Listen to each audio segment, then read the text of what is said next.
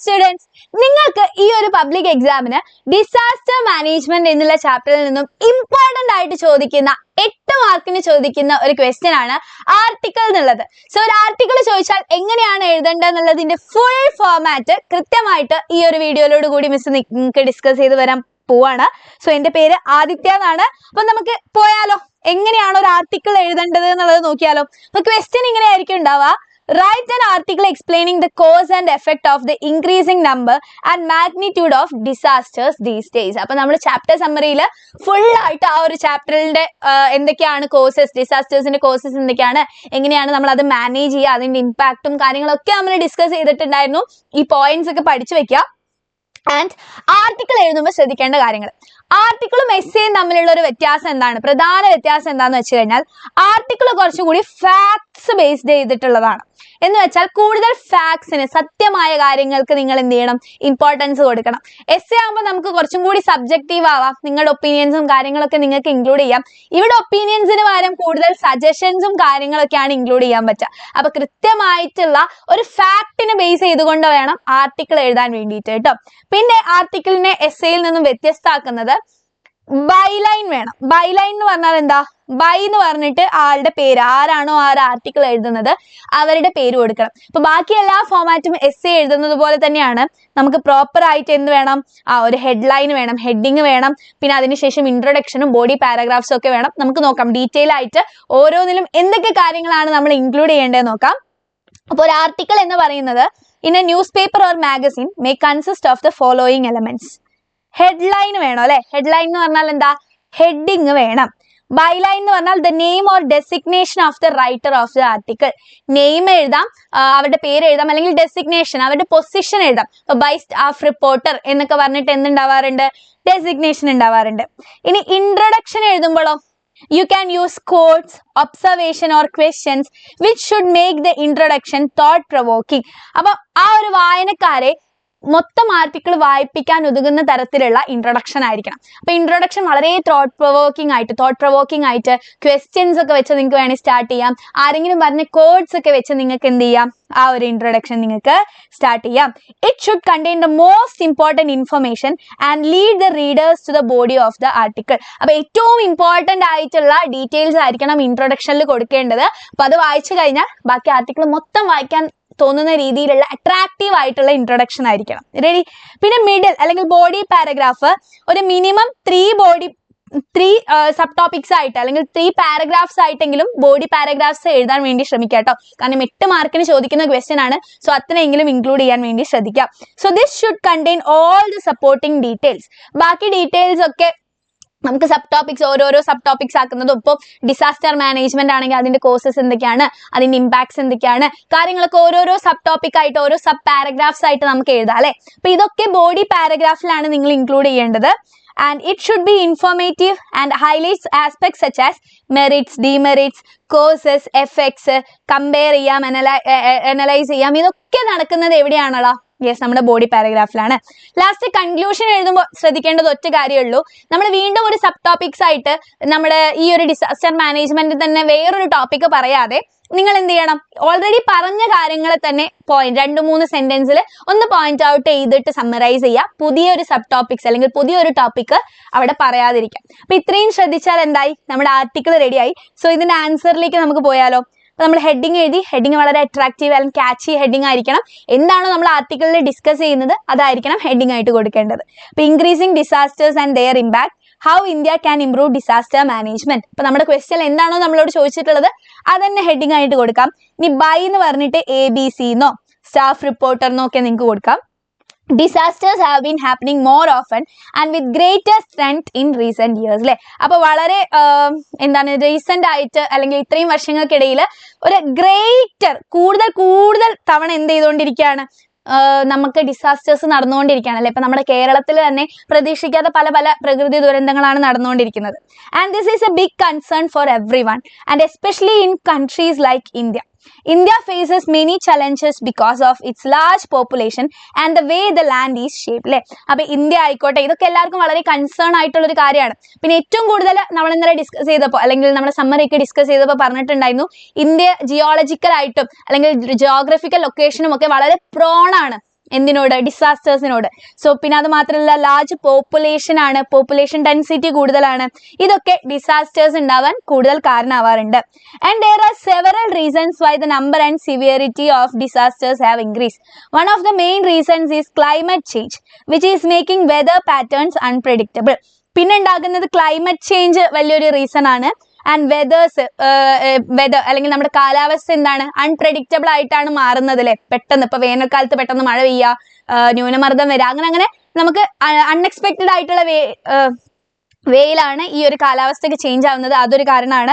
This leads to stronger storms, heavier rains, longer droughts and heat waves. ഈ ഒരു disasters അല്ലെങ്കിൽ ഈ ഒരു ഡിസാസ്റ്റേഴ്സ് ഒക്കെ, നാച്ചുറൽ ഡിസാസ്റ്റേഴ്സ് ഒക്കെ ഉണ്ടാവാൻ ഈ വെതർ ചേഞ്ച് ഒരു കാരണമാകുന്നുണ്ട്. പിന്നെ റാപ്പിഡ് അർബനൈസേഷൻ. അപ്പൊ ഇതിന്റെയൊക്കെ കോസസ് ആണ് നമ്മളോട് ക്വസ്റ്റ്യനിൽ ചോദിച്ചിട്ടുള്ളത്. അപ്പൊ അതിന് തന്നെ ഇമ്പോർട്ടൻസ് കൂടുതൽ കൊടുക്കുക കേട്ടോ. എന്താണ് ക്വസ്റ്റ്യനിൽ ചോദിച്ചിട്ടുള്ളത് ആ ടോപ്പിക്കിന് കൂടുതൽ ഇമ്പോർട്ടൻസ് കൊടുക്കാം. അപ്പൊ റാപ്പിഡ് അർബനൈസേഷൻ അല്ലെങ്കിൽ നഗരവൽക്കരണം എന്താണ് ഈ ഡിസാസ്റ്റേഴ്സ് ഉണ്ടാവാൻ കൂടുതൽ കാരണമാണ്. or the fast growth of cities has also contributed to the problem. In many cities buildings are not built with enough safety measures അല്ലെ. അപ്പൊ ബിൽഡിങ്സ് ഒക്കെ കറക്റ്റ് ആയിട്ടുള്ള സേഫ്റ്റി മെഷേഴ്സും പ്രോട്ടോകോൾസും ഒന്നും യൂസ് ചെയ്തിട്ടല്ല അല്ലെങ്കിൽ പാലിച്ചിട്ടല്ല എന്ത് ചെയ്തിട്ടുള്ളത്, ഫോളോ ചെയ്തിട്ടുള്ളത്. അപ്പോൾ അതൊരു കാര്യമാണ്. Making them more vulnerable to disasters like earthquakes and floods, and cutting down trees and damaging the environment by polluting the land, air and water have also made things worse. Okay, അപ്പോൾ നമ്മൾ മരം മുറിക്കുന്നതും air pollution നടത്തുന്നതും ഒക്കെ അതിനൊരു reason ആണ്. These changes to nature increase the changes of disasters like landslides and floods. ഇതൊക്കെ ലാൻഡ്സ്ലൈഡ്സ്, floods പോലെയുള്ള ഡിസാസ്റ്റേഴ്സിന് കാരണമാകുന്നു. Also, as India's population grows, more people are living in places that are at risk of disasters, which make the effect much worse. Okay, ഇപ്പൊ population കൂടുമ്പോൾ എന്താ പ്രശ്നം എന്ന് വെച്ചാൽ ഈ ഡിസാസ്റ്റേഴ്സിനോട് പ്രോൺ ആയിട്ടുള്ള സ്ഥലത്തായിരിക്കും ആൾക്കാർ തിങ്ങി പാർക്കുന്നുണ്ടാവുക. ഇപ്പോൾ ഒരു പ്രകൃതി ദുരന്തമൊക്കെ വരുമ്പോൾ കൂടുതൽ ആൾക്കാർ മരിക്കാനുള്ള ചാൻസസ് ഒക്കെ കൂടാണ്, അതിന്റെ ഇമ്പാക്ട് കൂടാനുള്ള ചാൻസസ് കൂടാണ്. So the consequences of these disasters are severe. അപ്പൊ ഇതിന്റെ കോൺസിക്വൻസസ് അല്ലെങ്കിൽ ബാക്കി കാര്യങ്ങളൊക്കെ എന്താണ്, ഇതിന്റെ ആഫ്റ്റർ എഫക്ട്സ് എന്താണ്, വളരെ സിവിയർ ആണ്, സീരിയസ് ആണ്. Many people loss there Holmes and sometimes lives are lost. Okay, so കുറച്ച് ആൾക്കാർക്ക് എന്താവുന്നു, അവരുടെ വീട് നഷ്ടപ്പെടുന്നു, കുറെ ആൾക്കാർക്ക് അവരുടെ ലൈവ്സ് എന്ന് വെച്ചാൽ ജീവൻ തന്നെ നഷ്ടപ്പെടുന്നു. And for those who survive it is difficult to rebuild their lives. Okay, അപ്പോൾ ഇനി അതിജീവിക്കുന്നവരായിക്കോട്ടെ, അവർക്ക് അവരുടെ ജീവിതം ഒന്നിൽ നിന്ന് തന്നെ എന്ത് ചെയ്യേണ്ടി വരും, തുടങ്ങേണ്ടി വരും അല്ലെ. അപ്പൊ അതൊക്കെ പ്രയാസമാണ്. And disasters destroy important things like roads, hospital and schools, making it harder to help people who are in need അല്ലെ. അപ്പൊ നമ്മുടെ അടിസ്ഥാന സൗകര്യങ്ങൾ, നമ്മുടെ മൊത്തം ഇൻഫ്രാസ്ട്രക്ചറിനെ തന്നെ എന്ത് ചെയ്യുന്നുണ്ട്, ഡിസാസ്റ്റർ നശിപ്പിക്കുന്നുണ്ട്. ഇത് emotional stress caused by disasters can also last a long time, affecting people's mental health. അപ്പോൾ ഫിസിക്കലി മാത്രമല്ല ഇമോഷണലിയും ഡിസാസ്റ്റർ നമുക്ക് കുറച്ച് പ്രശ്നങ്ങൾ ഉണ്ടാക്കുന്നുണ്ട്. Economically disasters cost a lot of money because rebuilding and helping people takes time and resources. Okay, അപ്പൊ നമ്മുടെ ഒരുപാട് റിസോഴ്സസും നഷ്ടമാവുന്നുണ്ട് അല്ലെ. പണം ആയിക്കോട്ടെ, അതുപോലെ തന്നെ നമ്മുടെ വീടും കാര്യങ്ങളൊക്കെ നഷ്ടപ്പെടാൻ ഈ ഡിസാസ്റ്റേഴ്സ് കാരണമാണ്. Additionally disasters often destroy crops and farm land, leading to food shortages and higher prices. അപ്പൊ ഭക്ഷണ സാധനങ്ങളുടെ വില കൂടാൻ തുടങ്ങും, ഫാം ലാൻഡ് ഒക്കെ നശിക്കും ഡിസാസ്റ്റേഴ്സ് ഒക്കെ വരുമ്പോൾ. അപ്പൊ ഇതൊക്കെ ഈ ഒരു ഡിസാസ്റ്റർ കൊണ്ടുണ്ടാവുന്ന പ്രശ്നങ്ങളാണ്, ഇമ്പാക്ട്സ് ആണ്. To reduce the impact of disasters India needs to improve disaster management. അപ്പൊ ഇതിന്റെ ആ ഒരു എഫക്റ്റ് ഒക്കെ റെഡ്യൂസ് ചെയ്യാൻ വേണ്ടിയിട്ട് എന്ത് കൊണ്ടുവരണം, ഇന്ത്യ ഡിസാസ്റ്റർ മാനേജ്മെന്റ് സിസ്റ്റം കൊണ്ടുവരണം. Buildings should be built in a way that keeps people safe during earthquakes and floods. Building proper ആയിട്ടുള്ള പ്രോട്ടോകോൾസ് യൂസ് ചെയ്തിട്ട് ബിൽഡ് ചെയ്യണം. ആൻഡ് ഏർലി വാർണിംഗ് സിസ്റ്റംസ് കൊണ്ടുവരണം അല്ലെ. അപ്പൊ എന്തെങ്കിലും ഒരു ഡിസാസ്റ്റർ ഉണ്ടാകുമ്പോൾ അതിന്റെ മുന്നേ തന്നെ അറിയാനുള്ള വാർണിംഗ് സിസ്റ്റംസ് കൊണ്ടുവരണം.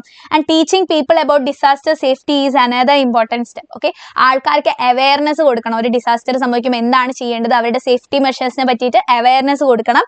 Children, families and community should know what to do in case of emergency. അപ്പൊ ഇതുപോലെയുള്ള എമർജൻസീസ് ഒക്കെ വരുമ്പോൾ എന്താണ് ചെയ്യേണ്ടത് എന്നുള്ളത് അവരെ അറിയിക്കണം, അല്ലെങ്കിൽ അവർക്ക് പറഞ്ഞു കൊടുക്കണം. And like where to go during a storm or how to stay safe during an earthquake.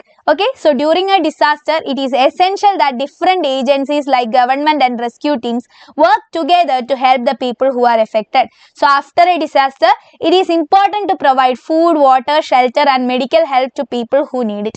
അപ്പോൾ ഇനി ഒരു ഡിസാസ്റ്റർ അല്ലെങ്കിൽ ഒരു ദുരന്തം ഉണ്ടായി കഴിയുകയാണെങ്കിൽ അവർക്ക് വേണ്ടിയിട്ടുള്ള ഹെൽപ്പ് അല്ലെങ്കിൽ അവർക്ക് വേണ്ടിയിട്ടുള്ള ഇൻഫ്രാസ്ട്രക്ചർ കാര്യങ്ങൾ അവർക്ക് വേണ്ടിയിട്ടുള്ള ബേസിക് നീഡ്സ് നമ്മൾ കൊടുക്കണം അല്ലെങ്കിൽ ഗവൺമെന്റ് പ്രൊവൈഡ് ചെയ്യണം. And the government should also support people emotionally helping dum recover from trauma.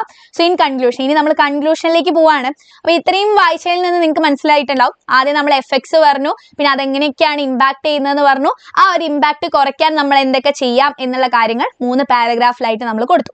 ഇനി നമ്മൾ കൺക്ലൂഡ് ചെയ്യാണ്. In conclusion, while we cannot stop disasters from happening, we can make sure that we are prepared to face them by building safe homes, using technology to warn people, teaching. കണ്ടോ, നമ്മൾ പറഞ്ഞ കാര്യങ്ങൾ തന്നെ മൊത്തത്തിൽ summarise ചെയ്തിട്ടാണ് നമ്മൾ conclude ചെയ്യുന്നത്. അപ്പൊ നമുക്ക് എന്ത് ചെയ്യാം, ഡിസാസ്റ്റർ നമുക്ക് ഒരിക്കലും സ്റ്റോപ്പ് ചെയ്യാൻ പറ്റൂല, പക്ഷെ നമുക്ക് എന്ത് ചെയ്യണം, അതിനെ നേരിടാം അല്ലെ, കുറച്ച് അതിന് ഇമ്പാക്ട് കുറയ്ക്കാൻ വേണ്ടി ശ്രമിക്കാൻ പറ്റും. എന്തൊക്കെയാണ് നമ്മൾ നേരത്തെ പറഞ്ഞ കാര്യങ്ങൾ തന്നെ ഇമ്പാക്ട് കുറയ്ക്കാൻ വേണ്ടി ചെയ്യാൻ പറ്റുന്ന കാര്യങ്ങൾ കുഞ്ഞു ഷോർട്ട് പോയിന്റ് ആക്കി എഴുതിയിട്ട് നമ്മൾ കൺക്ലൂഡ് ചെയ്തു. മനസ്സിലായല്ലോ? അപ്പൊ പുതിയ ടോപ്പിക്കായിട്ട് കൺക്ലൂഷനിൽ പുതിയ കാര്യങ്ങളൊന്നും കൊണ്ടുവരരുത്. ഓൾറെഡി 3 പാരഗ്രാഫിൽ നമ്മൾ മെൻഷൻ ചെയ്ത കാര്യങ്ങൾ തന്നെ വെച്ച് കൺക്ലൂഡ് ചെയ്യാം. Using technology to warn people, teaching everyone about disaster safety and making sure different groups work together, India can reduce the damage caused by disaster. So with the right preparation and support people can recover faster and lead safer lives എന്ന് പറഞ്ഞിട്ട് നമുക്ക് എന്ത് ചെയ്യാം, ഒരു article conclude ചെയ്യാം കേട്ടോ. അപ്പൊ ഇത് എന്തായാലും പഠിച്ചു പോവാ. ഡിസാസ്റ്റർ മാനേജ്മെന്റ് എന്നുള്ള ചാപ്റ്ററിൽ നിന്ന് ഒരു എസ്സേയോ അല്ലെങ്കിൽ ഒരു ആർട്ടിക്കിളോ നിങ്ങൾക്ക് എന്തായാലും ചോദിക്കാവുന്നതാണ്. സോ ഇത് പഠിച്ചു പോയാൽ എന്ത് വന്നാലും നിങ്ങൾക്ക് എഴുതാം. സോ ഈ ഒരു വീഡിയോ ഇഷ്ടമായിട്ടുണ്ടെങ്കിൽ ഇപ്പൊ തന്നെ ലൈക്ക് ചെയ്യാം. മാക്സിമം നിങ്ങളുടെ ഫ്രണ്ട്സിന്റെ അടുത്തേക്കൊക്കെ ഷെയർ ചെയ്തോളൂ. താഴെ വാട്സ്ആപ്പ് കമ്മ്യൂണിറ്റിന്റെ ലിങ്ക് ഉണ്ട്, അതിൽ ജോയിൻ ചെയ്ത് കഴിഞ്ഞാൽ നിങ്ങൾക്ക് നോട്ട്സ് ഒക്കെ കിട്ടുന്നതാണ്. ഈ ഒരു നോട്ട്സ് ഒക്കെ കിട്ടണമെങ്കിൽ വാട്സ്ആപ്പ് കമ്മ്യൂണിറ്റിയിൽ ജോയിൻ ചെയ്യാം. ഓക്കെ, സോ അങ്ങനെയാണെങ്കിൽ all the best, love you all the best for your exams. Bye.